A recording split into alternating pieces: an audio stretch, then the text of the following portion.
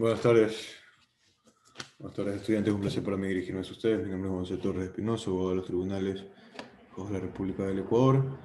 El día de hoy, sábado 19 de noviembre, exactamente siendo las 2:06 de la tarde, daremos inicio a esta clase modalidad intensiva, del horario de 2 a 3, de este diplomado, específicamente el módulo ya penal, ¿no? Empezaremos en primer lugar con la retroalimentación de lo que fue el deber enviado de los artículos 405 al 408 del Código Orgánico Interior Penal. Para esto voy a requerir la intervención de ustedes como estudiantes acerca del deber y sus consideraciones acerca de qué artículo les pareció más importante. Empezamos entonces con Gabriela Vera. Buenas tardes, Gabriela. Gabriela Vera. Hola. Sí. Hola, buenas tardes. ¿Cómo está? ¿Me podría repetir, abogado, por favor? Es acerca del deber que ha sido enviado la semana pasada, del 405 al 408. Una retroalimentación o qué artículo le pareció más importante y por qué. Ya, denme un segundito, abogado. Lo que pasa es que recién estaba llegando. Déjeme coger mi libro. Un segundo. Ya, le espero, listo. Un segundo. Ya.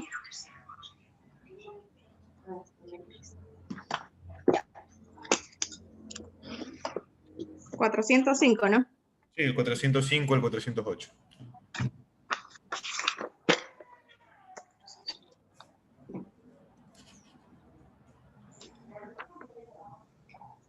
Ya, el que me llamó más la atención fue el de los actos procesales extraterritoriales. Cuéntame por qué. ¿Por qué? Porque la parte pertinente del artículo dice que el fiscal podrá practicar dentro del territorio nacional reconocimientos y cualquier otra diligencia que pueda recopilar evidencias para poder así llegar a una buena investigación. ¿Leyó acerca de la jurisdicción universal? Sí, también. ¿A qué se aplica la jurisdicción universal?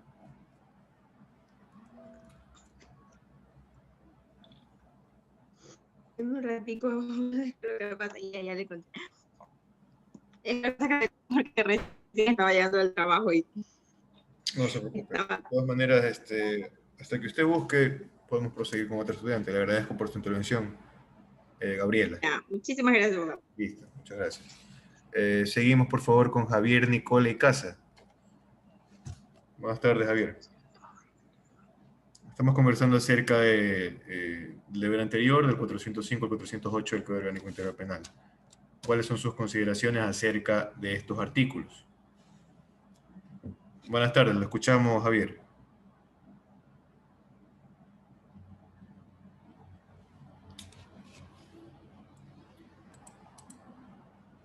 Recordando que en base a estos parámetros se van a tomar las notas de apoyo que pueden completar de 1.5 a 2 puntos en el caso de que no puedan alcanzar un buen puntaje en el examen final, ¿no?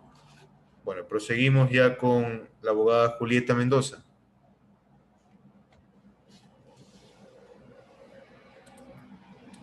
Julieta Mendoza, le escuchamos, por favor. Buenas tardes, doctor. Buenas tardes. Del deber que usted nos envió, la parte que más me interesó fue el artículo 407, por cuanto el fiscal nos dice los actos procesales, manifiesta que sea cualquier delito, circunstancia, accidente, mientras no llegue el fiscal, no se puede hacer ninguna intervención. En el caso de que sea un muerto, una muerte violenta. Asimismo, también hay que fijar desde apenas acontece un hecho, fijar la escena para poder así poder recabar los indicios necesarios, evidencia, huellas, vestigios, todo lo que sea importante para poder tener una buena un buen resumen, un buen análisis pericial, para así poder determinar de qué qué causa fue que se produjo. Si nos hablamos de accidente, en accidente, y si hablamos de una muerte violenta, así mismo, recabar todo lo que sea necesario para que ayude a esclarecer tanto el fiscal como a los familiares de la persona, ayude a esclarecer cuáles fueron los indicios que los provocó dicho hecho. Exactamente, criminalística. Eso es lo que más. Muchas gracias. Sí, es por lo que yo siempre me ha gustado más esa parte de la criminología. Ujú. Es la que más me llamó la atención de todos los artículos de mi doctor. Muchas gracias por su intervención, abogada. Gracias a usted. Tal cual lo manifestaba la abogada Julieta, estamos hablando de que al momento de que se dé la comisión de un delito, los primeros en llegar siempre van a tener que ser los entes especializados en dicha cuestión. Si es un delito violento, por ejemplo, criminalística, lógicamente bajo la supervisión, en este caso, de fiscales, ¿no? Ahora, proseguimos entonces con la clase del día de hoy, ya habiendo hecho la retroalimentación respectiva de los artículos 405 al 408. Seguiremos entonces con el artículo 409 y 410, correspondientes al título 2 del libro segundo del Código Orgánico Integral Penal, ¿no? Y referentes a la acción penal, al ejercicio de la acción penal. Para adentrarnos al tema es necesario citar al jurisconsulto Emilio Gómez Orbaneja, que en materia penal manifiesta que el derecho de sancionar corresponde al Estado y la acción penal se encamina a que se realice la aplicación jurídica del derecho penal, para lo cual es necesario que alguien legitimado ejercite la acción penal. Entendiéndose por el legitimado, en este caso cualquier víctima. Me perdona un momento, por favor.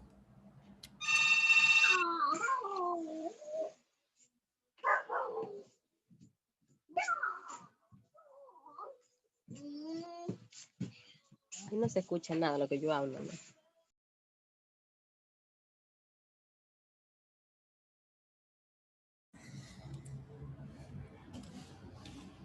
Bueno, proseguimos entonces.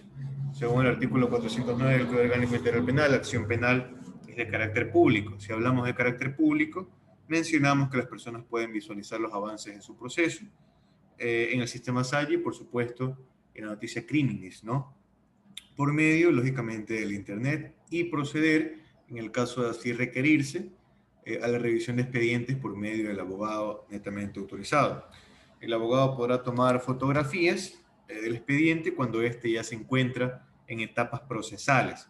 En virtud de lo mencionado, el abogado autorizado por las partes en investigación previa y etapa preprocesal únicamente podrá revisar el expediente, más no tomar fotografías, ¿no? Recordando que las etapas procesales vienen desde la instrucción fiscal, la evaluación preparatoria de juicio y, por consiguiente, también la parte de la audiencia, ¿no?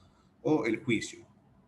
Ahora, entendemos que no se podrá tomar fotografías al proceso cuando se encuentre en investigación previa, recordando el artículo 180 del Código Orgánico Integral Penal, que prohíbe expresamente la difusión de información de circulación restringida y que por circulación restringida, por información de circulación restringida, se entiende una pena privativa de libertad de 1 a 3 años. En el numeral 2 de este artículo 180 se denomina a la información producida por la Fiscalía en el marco de una investigación previa como información restringida. Ahora, proseguimos con el artículo 410 del mencionado cuerpo legal, que menciona que el ejercicio de la acción penal puede ser de dos tipos. En primer lugar, pública, y en segundo lugar, privada.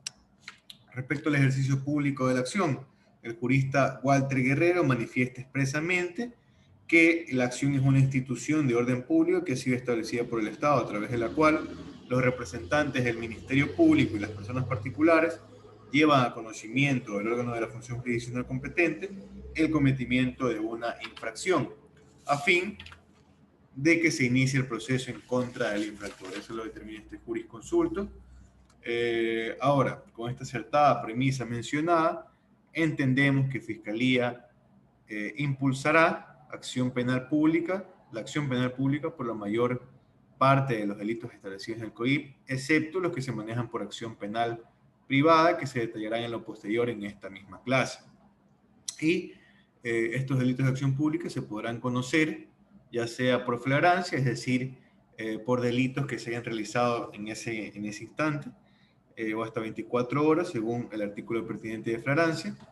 Y según el artículo 581, que determina cuáles son las formas de conocer la infracción penal, tenemos las siguientes. También se podrá conocer la infracción penal por providencias judiciales, es decir, autos y sentencias emitidas por jueces y tribunales. Un juez de segunda instancia, por ejemplo, conoce de un proceso por la sentencia de un juez de primera instancia, ¿no? Por informes de supervisión también se puede conocer la infracción penal, los cuales son efectuados por órganos de control y deberán ser remitidos a fiscalía, como por ejemplo en los delitos de peculado, enriquecimiento ilícito, en donde se constituye como un requisito de procedibilidad que exista un informe previo sobre indicios de responsabilidad penal emitido por la Contraloría General del Estado. Y la última forma de hacer que Fiscalía conozca del cometimiento de una infracción penal será por medio de la denuncia. La misma denuncia podrá ser escrita, es decir, redactada por un abogado a conveniencia, privado, para quien tenga los medios necesarios, los medios económicos, ¿no? O podrá también ser verbal, es decir, que la persona afectada se acerque a las dependencias judiciales y que esta persona afectada narre los hechos a el funcionario público, el funcionario judicial. Y el funcionario público se encargará, mediante su experticia, a poder encasillar a todos los hechos en un tipo penal que considere pertinente, ¿no? Y en sí realizará una denuncia. Es decir, no será necesario que una persona a quien se le haya afectado sus bienes jurídicos conozca de derecho, sino que únicamente de oficio el funcionario público podrá realizar dicha denuncia, con el fin, lógicamente, de precautelar el derecho a la acción y a la tutela judicial efectiva, ¿no? Ahora, respecto al ejercicio privado de la acción penal, corresponderá únicamente a la víctima mediante querella. Pero, ¿qué es la querella? La querella es el acto mediante el cual una persona comunica a un órgano jurisdiccional la existencia de unos hechos presuntamente delictivos, al tiempo que expresa su voluntad de mostrarse como parte en el proceso que solicita que se inicie, ¿no? A diferencia de la denuncia, la querella no será puesta en conocimiento de la policía ni pasará por la etapa de investigación previa, ya que se interpondrá directamente a juzgado.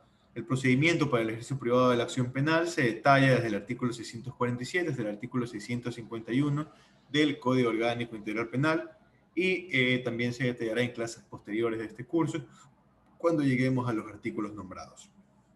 Vale la pena recalcar también que, según el artículo 415 del Código Orgánico Integral Penal, la presentación de querella únicamente procederá en los delitos que voy a mencionar a continuación. En primer lugar, a la calumnia, establecida en el artículo 182 de la normativa penal, a la usurpación, establecida en el artículo 200 de la normativa penal. Tenemos el estupro, establecido en el artículo 167. Y, por supuesto, las lesiones que generen incapacidad de hasta 30 días, con excepción de los casos de violencia contra la mujer o miembros del núcleo intrafamiliar. Es decir, se podrá presentar querella cuando se dé lesiones correspondientes al numeral 1 y el numeral 2 del artículo 152 del Código Orgánico Integral Penal. Al referirme al numeral 1 y numeral 2, entendemos que tratamos específicamente de aquellas lesiones que generen una incapacidad de 4 a 8 días por el numeral 1 y de 9 a 30 días por el numeral 2, ¿no? Ahora, las lesiones que provocan incapacidad mayor de 30 días, lógicamente no aplicarían. No aplicarían, perdón un momento, por favor.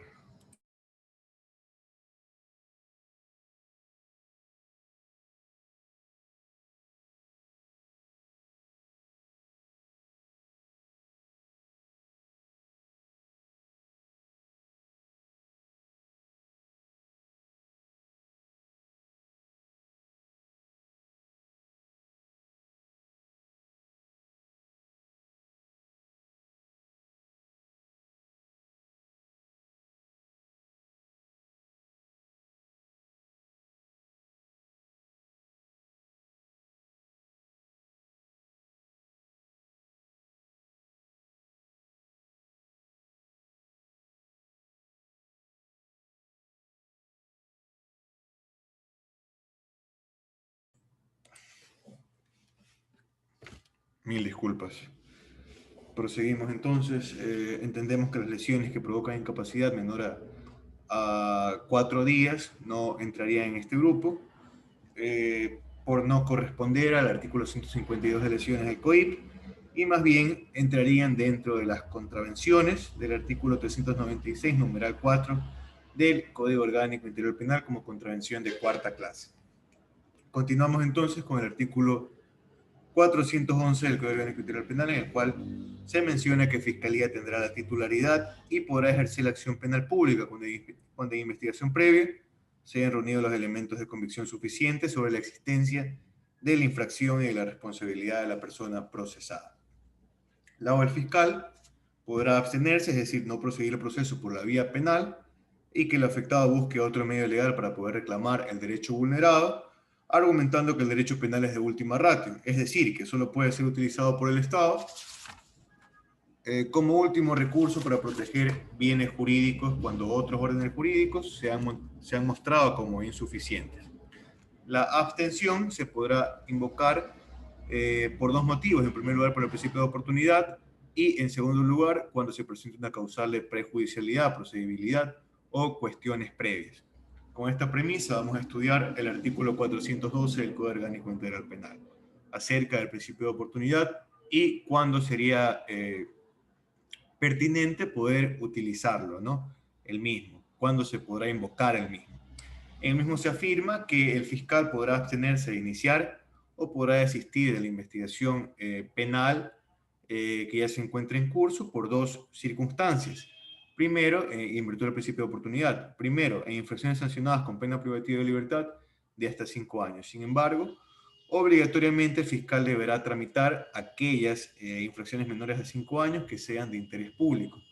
Cuando mencionamos interés público, mencionamos, por ejemplo, el caso más común, el de casos de farándula, por ejemplo.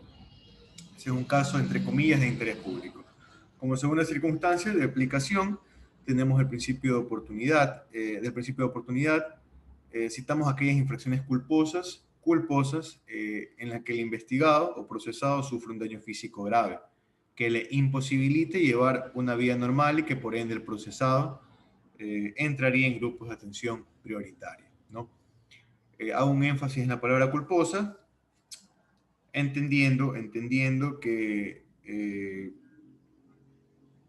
los delitos culposos son únicamente aquellos en los cuales el COIP detalla específicamente la palabra culposo. Ejemplo, homicidio culposo por mala práctica profesional. Creo que son menos de 10 delitos que el COIP detalla como culposos. Sin embargo, también hay que recalcar que según el artículo 371 del Código Orgánico Interior Penal, todas las infracciones de tránsito también serán denominadas como culposas, además de los delitos que ya la especifiquen según lo que les acabo de comentar. En el último inciso de este artículo 412, el legislador menciona delitos en los cuales será imposible la aplicación del principio de oportunidad. Entre estos tipos penales están los siguientes: en los delitos por graves violaciones a los derechos humanos y delitos contra el derecho internacional humanitario, que se encuentran tipificados del artículo 79 hasta el artículo 139 del Código Orgánico Interior Penal. Segundo, en los delitos contra la integridad sexual y reproductiva, establecidos del artículo 164 hasta el artículo 175 de la normativa penal. La delincuencia organizada, establecida en el artículo 379, la violencia contra la mujer o miembros del núcleo familiar, establecidos del artículo 155 hasta el artículo 158 en lo que respecta a delitos, y en el artículo 159 en lo que respecta a contravenciones. Tenemos también lo que son la trata de personas. La trata de personas establecida en el artículo 91 hasta el artículo 94 del COIP. Los delitos contra la migración, específicamente el tráfico ilícito de migrantes, establecidos en el artículo 213 del COIP. Delito de odio, establecido en el artículo 177. Sustancias catalogadas sujetas a fiscalización, que son un cúmulo de artículos establecidos en el artículo 219 hasta el artículo 228. Y los delitos contra la estructura del Estado constitucional de derechos y justicias, establecidos en el artículo 336 hasta el artículo 370 del COIP. Con lo antes mencionado, avanzaremos al artículo 413, el mismo que especifica la forma en la cual se podrá tramitar el mencionado principio de oportunidad. Cuando el fiscal lo crea conveniente y a manera obligatoria, deberá solicitar una audiencia cuando considere que se puede aplicar el principio de oportunidad o que se encuentra acorde a las normas que ya han sido mencionadas hace unos minutos, ¿no? Deberá solicitar una audiencia con el juez pertinente, ¿no? Para que en virtud del derecho a la defensa, ambas partes, es decir, fiscalía y es decir, la parte que ha sido afectada y que es la denunciante o la actora, puedan justificar por qué procede o por qué no procede la aplicación de este principio de oportunidad. En esta situación existen dos posibilidades. La primera en la cual el juez esté de acuerdo con la decisión del fiscal y que por ende, sin posibilidad de impugnación, se acepte la abstención del fiscal y que el afectado busque o persiga por la vía civil el reconocimiento y reparación integral de los perjuicios derivados del acto, o no, o en este caso, de la supuesta vulneración de derechos. La segunda posibilidad es que no se acepte por parte del juzgador el criterio de aplicación del principio de oportunidad. En este caso, el juez enviará dentro de los 3 días consiguientes al o al fiscal superior para que éste constate si se cumplen o no los requisitos de aplicación del principio y pueda ratificar o revocar dicha decisión. Aquí no existirán dos posibilidades o dos vertientes, ¿no? La primera en la cual el fiscal revocará la aplicación del principio y el caso pasará al conocimiento de otro fiscal, ¿no? Entendiéndose que queda sin efecto este principio de oportunidad. Si se ratifica la aplicación del principio de oportunidad, se remitirá lo actuado al juzgador de la causa para que él declare la extinción del ejercicio de la acción penal y que por consiguiente no se pueda aplicar esta vía para la reclamación de los derechos, sino más bien un proceso civil para que, lógicamente, precautelando lo que es el derecho a la acción. Ya revisado el principio de oportunidad, será necesario revisar la segunda razón por la cual el fiscal podrá abstenerse de la acción o de ejercer la acción penal. Hablo de la prejudicialidad establecida en el artículo 414 del COIP, definida en este artículo, ¿no? Según Humberto Sierra, ex juez de la Corte Constitucional de Colombia, la prejudicialidad se presenta cuando se trata de una cuestión sustancial, diferente pero conexa, que sea indispensable resolver por sentencia en proceso separado, bien ante el mismo despacho judicial o en otro distinto, para que sea posible decidir sobre lo que es materia de litigio o de la declaración voluntaria en el respectivo proceso que debe ser suspendido hasta cuando aquella decisión se produzca. Un ejemplo nos ayudará a entender mejor esta premisa y el principio, acerca de la prejudicialidad. Nos ayudará mejor a entender qué es la prejudicialidad. Si una persona que ha sufrido, por ejemplo, la destrucción de su bosque por incendio ocasionado por otra persona, inicia al mismo tiempo acciones civiles y penales contra el infractor, que se encontrarán, por supuesto, demandado ante el juez civil por las obligaciones civiles y ante el juez penal, acusándole de delitos de incendios forestales y de vegetación establecido en el artículo 246 del COIP, para que se le condene a sufrir las penas privativas de libertad. Nada raro sería que mientras estos delitos se encuentran contemporáneos, mientras en este caso los procesos se encuentren contemporáneos, nada raro sería que una vez tramitadas procesalmente ambas acciones de manera independiente, el juez de lo civil le condene al pago de daños y perjuicios al supuesto infractor, mientras que el tribunal de lo penal le absuelva o, en este caso, nombre un sobreseimiento.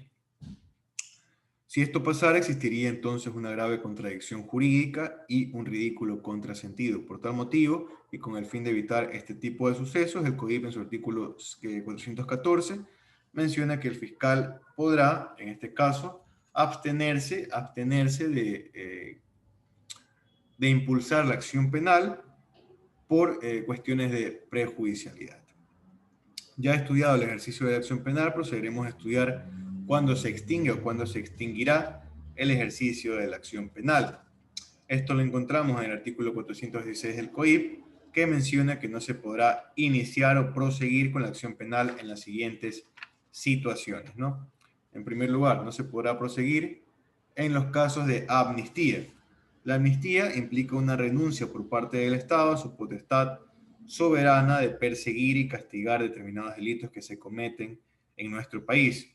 En su aplicación práctica simula al olvido, borra la memoria, logra la inexistencia de un hecho, a pesar de lo que ocurrió en la historia. Por tal, es una medida que extingue la acción penal y la condena en todos sus efectos, con excepción, lógicamente, de la parte civil o las indemnizaciones civiles, tomando en cuenta que pudieron haber existido muchas personas y que estas personas no se pueden quedar sin solicitar la reclamación de sus derechos, por lo menos dentro de la parte pecuniaria, ¿no? Asimismo, según el artículo 120, numeral 13 de la Constitución de la República del Ecuador y el artículo 73 de la normativa penal, la Asamblea Nacional tendrá la atribución de conceder amnistías por delitos políticos o indultos por motivos humanitarios, con el voto favorable de las 2/3 partes de los integrantes totales de la Asamblea Nacional.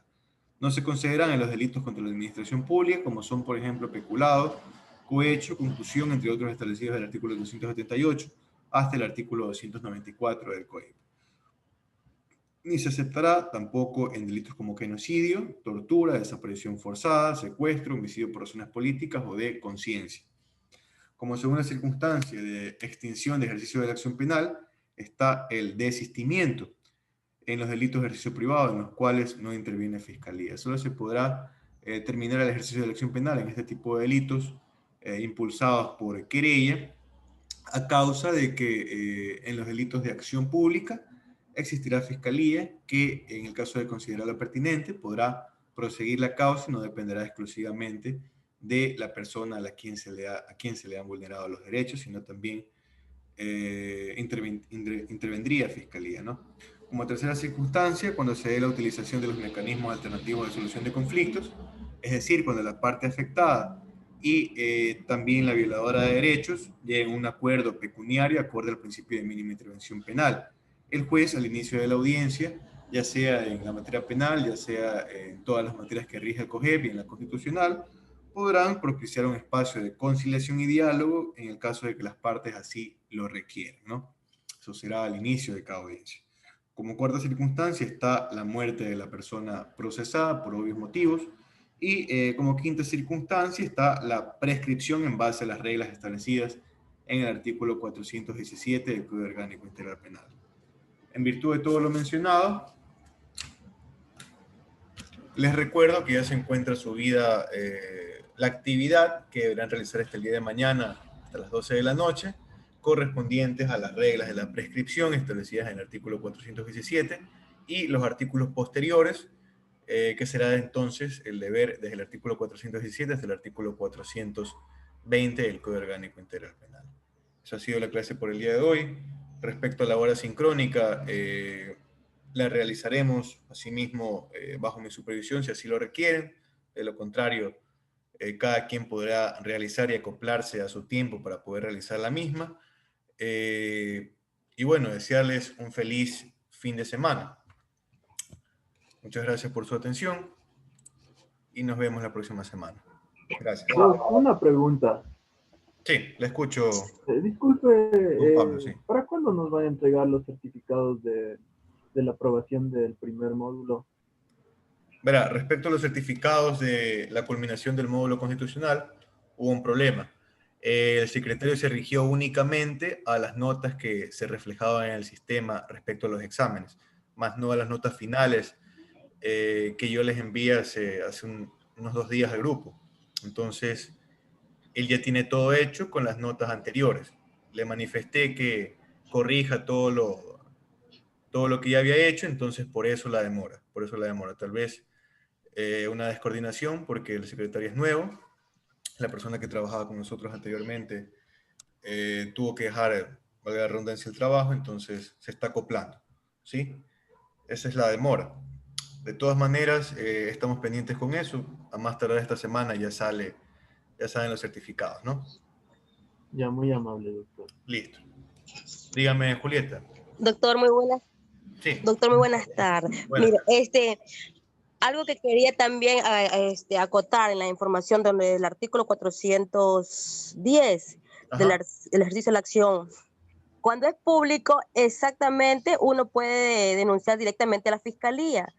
Ellos mismos, sin necesidad de presentar una denuncia particular, ellos tienen la obligación de receptar la denuncia.